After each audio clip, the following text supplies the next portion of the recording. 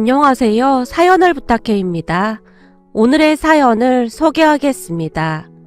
남친과 저는 만난 지 2년이 넘은 커플입니다. 사귀는 동안 단 한 번도 다툰 적이 없다고 할 정도로 사이가 좋았어요. 남친은 우리의 만남을 운명이라고 말하곤 했는데요. 남친은 사촌오빠 친구였습니다. 어느 날 아빠 심부름으로 큰댁에 갔다가 남친을 만나게 되었는데요. 제게 한눈에 반했다며 남친이 사촌오빠를 조르고 졸라서 소개팅 자리를 마련했더라고요. 사실 큰댁에 갔던 날 남친이 큰댁에 있었던 것만이 얼핏 기억이 날 뿐 얼굴도 잘 기억이 나지 않았기에 제 입장에서는 당황스러울 수밖에 없었어요. 그랬기에 저는 계속해서 소개팅을 거절하고 있었고요. 그러던 어느 날 사촌오빠의 연락을 받고 들어간 한 카페에 남친이 앉아있는 게 아니겠습니까? 제가 당황한 채 사촌오빠에게 눈치를 주고 있었는데요. 유나야, 미안해. 그때 내가 말한 친구 정수인데 자꾸만 널 소개해달라고 했어. 나도 어쩔 수 없었어. 근데 내 친구라서 그런 게 아니라 정수 진짜 괜찮거든? 그러니까 잠깐만 시간 좀 내주면 안 될까? 말도 없이 이런 자리 마련하는 건 좀 아닌 것 같은데. 알아. 그건 내가 진짜 미안해. 근데 조금만 시간 좀 내주라. 사촌오빠가 간절한 표정으로 제게 부탁을 했어요. 평소 사촌오빠와 저는 친하게 지내는 그런 사이가 아니었어요. 사촌오빠와 저는 1살 차이밖에 안 나다 보니 이래저래 비교의 대상이 될 수밖에 없었거든요. 특히나 욕심 많던 큰엄마는 사촌오빠가 저보다 공부를 못하는 것에 대해 엄청난 자격지심 같은 것을 가지고 있었습니다. 지금도 잊혀지지 않는 것이 제가 수학 경시대회에서 상을 받아온 적이 있었는데요. 엄마가 그 상장을 액자에 끼워서 제 방 벽에 걸어둔 적이 있었어요. 어릴 적부터 수학에 남다른 재능이 있었기에 방에는 상장이 하나둘 늘어갔고 어느 날 우리 집에 왔던 큰엄마가 걸려있던 상장들을 보며 사촌오빠를 나무라기 시작했어요. 넌 대체 뭐가 부족해서 이런 상장 하나를 못 받아오는 거야? 유나 좀 봐라. 얼마나 대단하니? 거기다 유나는 혼자 공부한다고 하잖니. 근데 넌 과외까지 붙여주는데 왜 그 모양이냔 말이야. 죄송해요. 앞으로 열심히 할게요. 맨날 그 말만 하고 성적은 오르지도 않잖아. 내가 너 때문에 아주 그냥 속상해 죽겠어. 큰엄마가 사촌오빠를 잔뜩 노려보고 있었는데요. 형님, 애들마다 재능이 다 다르다고 하잖아요. 너무 나무라지 마세요. 내가 내 아들한테 말하고 있는 건데 동서가 무슨 상관이야. 동서 딸이 공부 좀 잘한다고 의기양양해서 그러나 본데 이 공부는 말이야. 끝까지 가봐야 알 수 있는 거라고. 그러니까 너무 그렇게 자만하지 마. 형님, 제 말뜻은 그런 말이 아니었는데 기분 나빴다면 죄송해요. 가만 보면 동서는 참 가식적이야. 지금도 봐봐. 얼굴에 미안한 마음은 하나도 없고 그냥 입으로만 미안하다고 하고 있잖아. 왜? 딸이 공부 좀 잘한다고? 내가 우스워 보이는 건가? 형님, 그런 말이 어딨어요. 정말 죄송해요. 그러니까 화 푸세요. 엄마가 큰엄마에게 몇 번이나 사과를 했는데요. 큰엄마는 그런 엄마의 말을 묵살한 채 들으려고 하지도 않고는 집으로 가버렸습니다. 그 바람에 큰아빠와 사촌오빠도 안절부절 못한 채 큰엄마를 따라갔고요. 그 모습을 보던 아빠가 엄마에게 한 소리를 했어요. 형수님 성격 잘 알면서 뭐 한다고 상장을 그대로 걸어뒀어. 맨날 걸려있는 상장을 내릴 생각은 못하고 있었지. 유나방에 걸려있어서 별 상관도 안 하고 있었고. 근데 내가 왜 사과를 해야 하는 건지 도무지 이해가 안 되네. 우리 집에 그것도 우리 유나방에 상장을 좀 걸어둔 게 뭐가 잘못됐다는 거야? 형수님 성격이 워낙 까탈스럽잖아. 저러고 집에 가면 형님이랑 기현이 달달 볶을 텐데 걱정이네. 그니까 집으로 부르지 말라니까. 왜 불러서 이 사달을 만들어? 내가 외식하자니까 형수님이 굳이 집밥 먹고 싶다고 해서 그런 거 아니야. 우리도 저번에 형수님이 해준 식사 얻어먹기도 했잖아. 그랬으니 그냥 알았다고 했지. 이 사달이 날 줄 내가 알기나 했겠어? 엄마 아빠가 한동안 말다툼을 하고 있었어요. 그날은 우리 집에 좋은 일이 있어서 가족들끼리 식사를 하기로 했는데 큰엄마가 굳이 외식이 아닌 집밥을 먹자고 해서 그 난리가 났었던 겁니다.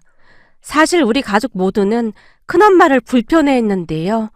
큰엄마는 변덕이 죽을 듯하는 그런 사람이었거든요. 도대체가 어느 장단에 맞춰야 하는지 알 수가 없을 정도였어요. 결국 그날도 집에 돌아간 큰엄마가 큰아빠와 사촌오빠에게 심한 말들을 한 모양이었는데요. 극심한 스트레스를 받았던 것인지 며칠 뒤 사촌오빠 홀로 우리 집에 찾아왔다고 합니다. 사촌오빠 홀로 온 것이 조금 이상하긴 했지만 최대한 불편한 티를 내지 않기 위해 노력하며 엄마가 간식을 주기 위해 주방으로 갔다고 하는데요. 잠시 후 엄마가 간식을 내오자마자 사촌오빠가 급한 일이 생겼다며 그냥 가버리더랍니다. 그런 사촌오빠의 행동이 이상하긴 했지만 너무나 순식간에 일어난 일이었기에 엄마는 그저 별 대수롭지 않게 생각하고 넘겼다고 합니다.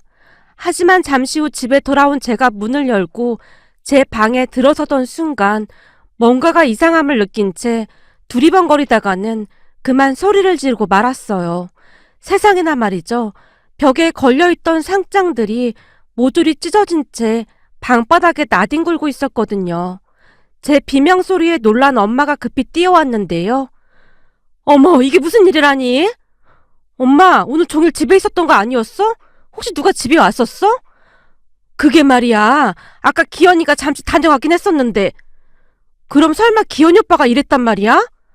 기현이 말고 다녀간 사람은 아무도 없었어. 난 오늘 네 방에 들어가지도 않았고. 그럼 기현이 오빠가 그런 거네. 내가 전화해볼게. 유나야, 엄마가 전화해볼게.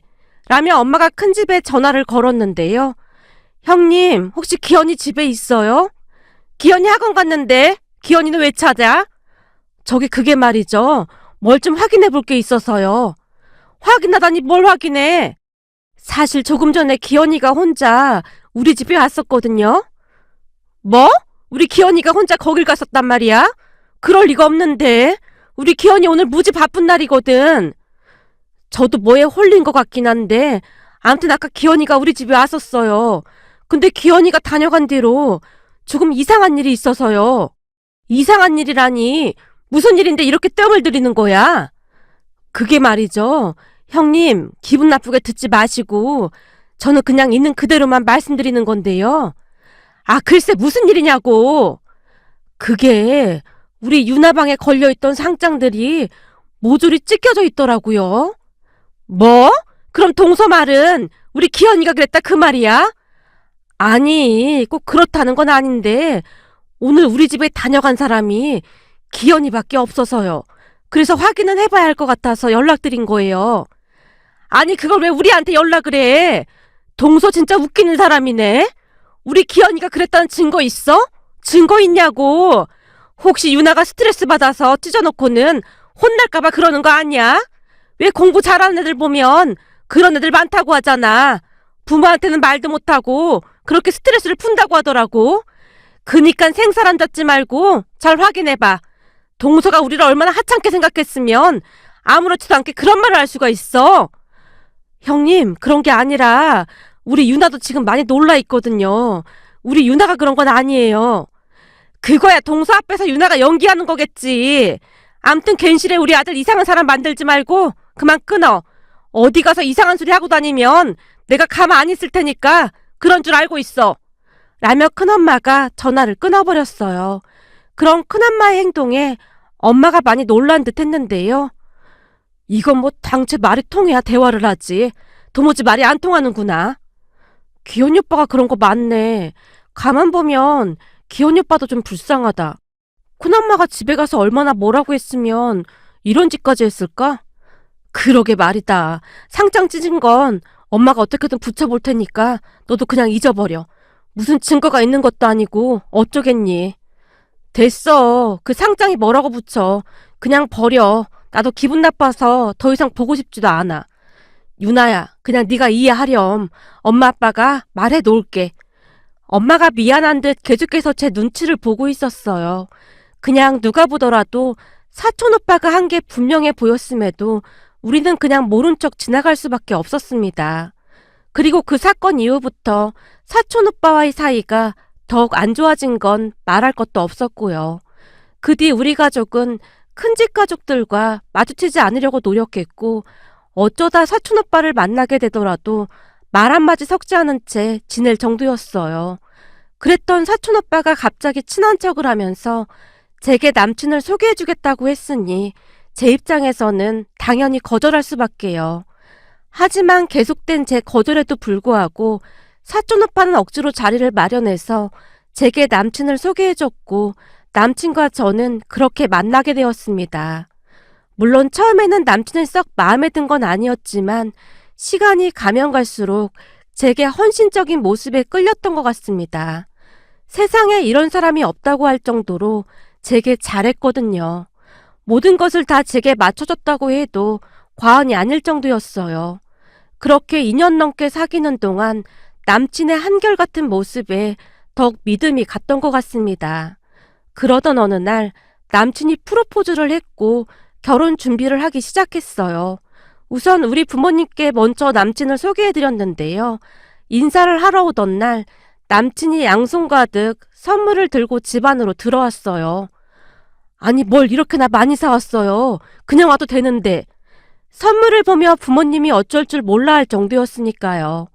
남친 성격이 워낙 좋은 편으로 부모님과도 큰 무리 없이 대화를 이어갔고 두 분도 남친이 마음에 드는 듯한 그런 눈치였습니다. 다만 아빠가 남친에게 조용히 물었는데요. 근데 나 집안이 익네. 우리 어디서 만난 적이 있을까? 제 얼굴이 워낙 평범하게 생겼다 보니 그런 얘기를 많이 듣습니다. 그런가? 하긴 자네랑 우리가 인연은 인연인가 보구만. 오늘 처음 봤는데도 낯설지가 않으니 말이야. 사람 인연이라는 게 참 신기한 거야. 안 그런가? 네, 맞습니다. 저도 유나를 처음 보자마자 한눈에 반했는데요. 예전부터 알던 사이처럼 느껴졌습니다. 자네는 대답을 시원시원하게 해서 아주 마음에 들어. 감사합니다, 아버님. 부모님은 남친이 마음에 드는 모양으로 아주 흡족해 하셨어요. 그리고 얼마 뒤 제가 남친 집에 인사를 갔는데요. 남친 부모님은 활발한 남친과는 조금 달라 보였다고 해야 할까요? 얼굴이 약간 어두워 보였는데 유난히도 남친 눈치를 보는 것 같아 보였어요. 식탁에는 산의 진미가 차려져 있었는데요. 많이 먹어요. 굳이 우리한테 인사할 필요도 없는데 우리는 정수만 좋다고 하면 다 괜찮아요. 아, 네. 그래도 상견례 전에 인사는 드려야 할 것 같아서요. 남친 부모님 표정이 워낙 굳어 있었기에 제가 눈치를 보며 대답했는데요. 엄마는 불편하게 그런 말을 뭐하러 해? 결혼 전에 양가 부모님께 인사드리는 게 당연한 거잖아. 근데 뭐하러 그런 쓸데없는 말을 하고 그래? 아니 나는 그저 니들 바쁠 텐데 불편할까봐 그렇지. 혹시나 내가 한 말 때문에 기분 나빴다면 미안해요. 아닙니다. 전 괜찮습니다. 근데 아버님이 의사라고 하던데? 네, 지금도 개인 병원을 운영하고 계십니다. 그럼 준비할 게 이래저래 많을 텐데 걱정이네요. 보다시피 우리 사는 형편이 이래서요. 네? 아닙니다. 우리 부모님은 사람만 괜찮으면 다 괜찮다고 하시거든요. 너무 걱정 안 하셔도 될 것 같습니다. 제가 두 분의 눈치를 보며 어렵게 대답을 했는데요. 옆에서 듣고 있던 남친이 잔뜩 인상을 쓴 채 짜증을 냈어요. 그런 얘기는 뭐하러 해? 우리 집 가난하다고 광고라도 하고 싶은 거야? 자기야 왜 그래? 어머님이 걱정돼서 그러시는 거잖아. 제가 남친을 말렸는데요. 남친 부모님은 아무런 말도 하지 못한 채 남친 눈치만 볼 뿐이었어요. 그날 남친 부모님을 대하던 남친의 모습은 그동안 제가 알고 있던 그런 모습과는 전혀 다른 모습이었습니다. 왠지 모르게 부모님을 원망하는 듯한 그런 모습이었다고 해야 할까요? 암튼 부모님을 바라볼 때마다 차디찬 냉기가 흘렀다고 해도 과언이 아닐 정도였어요. 남친의 행동에 남친 부모님은 그저 고개만 숙인 채 아무 말도 못하고 있었고요. 그렇게 이상한 분위기 속에서 인사를 마친 뒤 얼마 후 상견례를 했습니다. 그런데 그날 어마어마한 일이 터지게 될 줄 누가 알았겠습니까? 우선 상견례 장소에 우리 가족이 먼저 가서 기다리고 있었는데요. 한 5분쯤에 지났을까요? 남친이 부모님과 함께 상견례 장소로 들어왔습니다. 우리 부모님이 벌떡 일어나신 채 남친 부모님을 맞이했는데요. 식사를 하는 내내 아빠가 남친 아버지를 뚫어지라 바라보고 있었어요. 남친 아버지는 고개를 푹 숙인 채 식사만 하고 있었고요. 잠시 후 아빠가 남친 아버지에게 조용히 물었어요. 혹시나 해서 물어보는 건데 김상철 씨 아닌가요? 아니, 우리 아버지 이름을 어떻게 알고 계세요? 아빠의 말에 남친이 먼저 반응을 했는데요. 남친이 놀란 표정으로 우리 아빠와 남친 아버지를 번갈아가며 바라보고 있었어요. 참, 이런 인연이 다 있네. 저 기억 안 나세요? 땡땡 부대 이등병 소성민. 이등병으로 우리 부대에 전입왔던 그 소신병? 그래요. 이등병인 나를 성이 소씨라고 소신병이라고 불렀지 않습니까? 세상에나, 자네가 어떻게 여기에? 아버지의 말에 남친 아버지가 들고 있던 젓가락을 떨어뜨린 채 사색이 되어 있었어요. 그러게 말입니다. 무슨 이런 인연이 다 있는지 모르겠네요. 우리가 인연은 인연인가 봅니다. 이렇게 자식들 때문에 또 만나지는 거 보니 말입니다. 어쩐지 정수군을 보는데 어딘지 모르게 낯설지가 않더니만 지금 가만히 돌이켜 생각해보니 정수군이 젊었을 때 아버지를 그대로 빼닮았군요. 아빠가 한마디 한마디 말을 꺼낼 때마다 남친 아버지의 얼굴이 미세하게 떨리고 있었는데요. 대화를 들으면 들을수록 두 분이 평범한 사이는 아니었구나 하는 생각이 들기 시작했어요. 나중에는 아빠가 입을 열 때마다 남친 아버지가 손까지 벌벌 떨면서 어쩔 줄을 몰라 했거든요. 그런 두 분의 대화를 듣던 남친이 무거운 표정으로 말을 꺼냈어요. 저기, 두 분 같은 부대에 계셨다고요? 진짜 특이한 인연이네요. 언제 한번 군대 시절 이야기도 들어보고 싶네요. 그러게 말일세. 군대 얘기는 자네 부친에게 듣게나. 난 별로 기억하고 싶지가 않은 것들이어선 말이야. 그때쯤 아빠의 목소리가 냉랭하게 변해 있었는데요. 두 분 사이에 무슨 일이 있었음에 분명해 보였습니다. 그 뒤 분위기가 급속도로 냉랭하게 변해 있었고 상견례가 끝날 때까지 남친 아버지는 고개만 숙인 채 아무 말도 하지 않았어요. 그 바람에 남친이 안절부절 못하고 있었지만 잠시 뒤 우리는 상견례를 마치고 집으로 돌아갔습니다.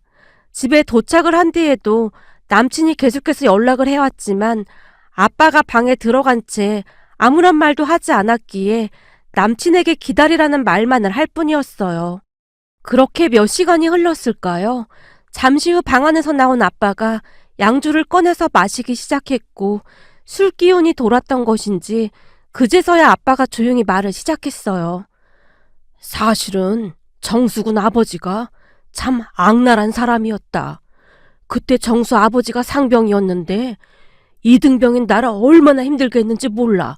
차마 말로 다 말할 수가 없을 정도로 그렇게 악랄하게 행동했어. 같이 야간에 보초라도 서는 날이면 그 2시간이 지옥 같았다니까. 오죽했으면 아까 상견례에서 보자마자 딱 기억이 났겠니? 그때 그 눈빛이 아주 살벌했었는데 오늘 보니 많이 변했더구나. 그럼 예전에 당신이 말했던 그 사람이라는 거야?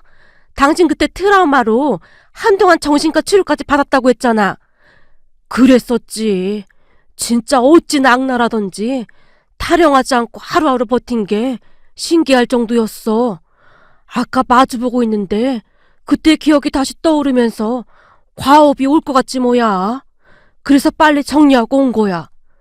하필이면 정수군이 그런 사람 아들이라니 이를 어쩌면 좋아. 엄마가 걱정스레 한숨을 내쉬고 있었고 아빠 또한 얼굴이 새하얗게 질려 있었어요. 아빠가 정신과 의사가 된 이유도 그 이유에서라고 할 정도로 남친 아빠로 인해 엄청난 트라우마가 생겼다고 했으니까요. 그 뒤 부모님은 말을 많이 아끼는 모습이었고 남친은 하루가 멀다 하고 연락을 하고 집 앞으로 찾아왔어요. 아빠의 이야기를 듣고 남친을 마주할 용기가 나지 않아 당분간 시간을 갖자고 말을 한 상태였거든요. 남친은 절대 못 헤어진다며 제게 연락을 해왔고 저도 심란한 마음에 어찌할 바를 모른 채 고민만 하고 있었어요. 제가 고민하는 것을 알고 있던 아빠가 이미 다 지난 일이니까 니들은 그냥 예정대로 결혼해. 다 지난 일로 아빠 때문에 파혼한다는 것도 그렇잖니. 사돈끼리 얼굴 볼 일이 몇 번이나 있겠어. 라며 예정대로 결혼식 준비를 하라고 했습니다. 하지만 엄마의 생각은 달랐는데요. 정수 얼굴 보면 그 사람 아버지가 떠오를 텐데 어떻게 그래. 그렇다고 외동딸을 평생 안 보고 살 수도 없고 난 그냥 네가 정수랑 결혼 안 했으면 좋겠구나. 세상에 남자가 얼마나 많은데 하필 그런 사람 아들이랑 결혼을 하려고 해. 그리고 그 사람 핏줄을 이어받았는데 그 성격이 어디 가겠냐. 난 그것도 좀 의심스러워. 사람 기질이라는 건 웬만하면 안 바뀌는 거거든. 네가 굳이 결혼을 한다고 하면 안 말리겠지만 너 결혼하고 나면 되도록이면 얼굴 안 보고 살고 싶구나. 정수 볼 때마다 옛날 일이 떠오를 텐데 난 네 아빠 힘들어하는 거 못 본다. 그러게 나도 고민이 되네. 사실 아빠 얘기 듣고 난 뒤로 정수 씨도 좀 다르게 보이고 전에 집에 갔을 때 부모님한테 막 함부로 하던 것도 기억이 나더라고. 뭐? 너 그런 얘기 없었잖아. 좋은 얘기도 아니고 해서 말을 안 했는데 사실 집안 분위기가 좀 이상하더라고. 그런 건 빨리 말을 해야지. 왜 말을 안 하고 있었어? 엄마 아빠 걱정할까 봐 그랬지. 암튼 정수 씨한테 결혼 다시 한번 생각해보자고 했으니까 한번 생각 좀 해볼게. 그렇게 저는 결혼을 미루면서 많은 생각을 하게 되었어요. 제 마음은 이미 파혼 쪽으로 기울어 있었기에 며칠 뒤 남친에게 헤어지자고 통보를 했는데요. 다음날 기가 막힌 일이 일어났답니다. 그러니까 남친이 남친 아버지와 함께 우리 집으로 찾아온 겁니다. 우리 헤어졌는데 왜 자꾸 이러는 거야? 저기 그게 말이야. 우리 아버지가 직접 만나서 사과드리고 싶다고 해서. 아니야, 그럴 필요 없어. 이미 헤어졌는데 뭐하러 그렇게까지 해. 그러니까 그만 가졌으면 좋겠어. 더 이상 남친과 엮이기 싫었기에 제가 단호한 표정으로 말했어요. 저기 유나야, 다시 한 번만 생각해주면 안 될까? 여기 우리 아버지가 니네 아버님께 사과드린다고 했거든. 뭐하고 있어요? 빨리 사과드리지 않고. 남친이 남친 아버지에게 윽박을 질러대고 있었어요. 그리고 곧 남친 아버지가 우리 아빠 앞에 무릎을 꿇고는 빌어대기 시작했습니다. 저기 정말 미안합니다. 지금 생각해봐도 그때는 제가 정말 악마였던 것 같습니다. 제발 한 번만 용서해 주세요. 제가 이렇게 빌겠습니다. 그러니 부디 파혼만은 막아주세요. 아니 이게 뭐 하는 겁니까? 얼른 일어나세요. 아빠가 놀란 채 남친 아버지를 일으켜 세우려고 안간힘을 쓰고 있었는데요. 우리 아들하고 따님하고 결혼 허락하기 전에는 절대 못 일어납니다. 제발 한 번만 용서해 주세요. 제가 지은 죄를 가지고 아들이 피해를 본다는 게 너무 억울한 거 아니겠습니까? 제발 저 좀 살려주세요. 남친 아버지가 우리 아빠에게 존댓말까지 쓰면서 빌어댔어요. 우리 가족은 그런 남친과 남친 아버지의 모습에 더욱 정이 떨어질 수밖에 없었는데요. 남친 아버지를 바라보던 남친의 얼굴에 살기가 가득해 보였거든요. 뭐하고 있어? 아버님 화 풀릴 때까지 빌란 말이야. 정수씨, 지금 뭐하는 거야? 아버지 같지도 않은 인간 때문에 우리 결혼이 파탄나게 생겼는데 이 인간이 당연히 책임져야 하지 않겠어? 사실 난 그동안 이 인간을 아버지라고 생각하지도 않았어. 아버님, 앞으로 이 인간이랑은 남처럼 그렇게 살아가겠습니다. 그동안 살면서 무능력한 이 인간이 제 생부라는 것 자체가 창피하고 싫었습니다. 그러니 제발 저만이라도 받아주세요. 앞으로 가족 없는 셈 치고 살겠습니다. 아버님도 저만 봤을 때는 마음에 들어 하셨잖아요. 남친이 우리 아빠 다리까지 붙잡고 빌어댔습니다. 남친의 눈빛에는 광기까지 어려 있었는데요. 사람이 어떻게 이렇게 변할 수가 있을까 싶을 정도로 무섭기만 했습니다. 이미 다 끝난 얘기니까 그만 좀 나가주게나. 아버님, 허락하실 때까지 절대 못 나갑니다. 남친이 무릎까지 꿇고는 우리 아빠에게 빌고 또 빌어댔습니다. 결국 참다 못한 엄마가 경찰에 신고를 했고 얼마 뒤 경찰이 출동하고 나서야 두 사람이 집을 나섰는데요.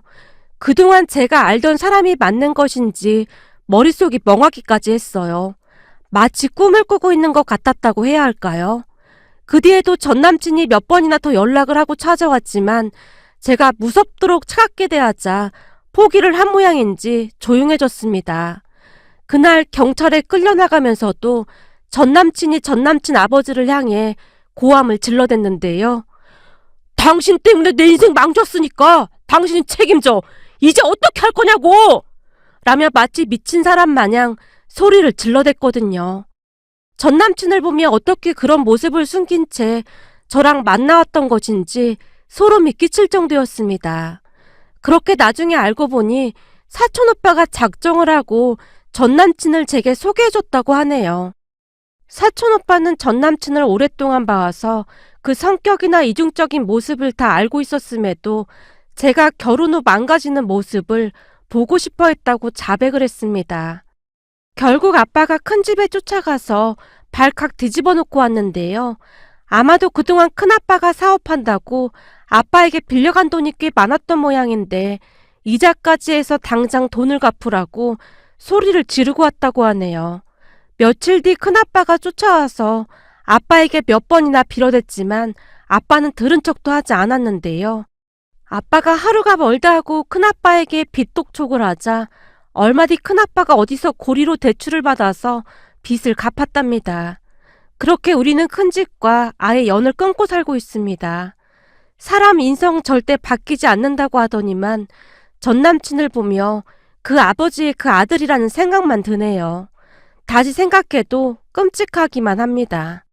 지금은 전 남친의 충격으로 인해 남자를 만나볼 엄두조차 내지 못하고 있지만 앞으로는 바른 인성의 사람을 만날 수 있도록 사람 보는 눈을 많이 키워야 할 것 같습니다. 오늘의 사연은 여기까지였습니다. 즐겁게 보셨다면 구독, 좋아요 부탁드립니다. 고맙습니다.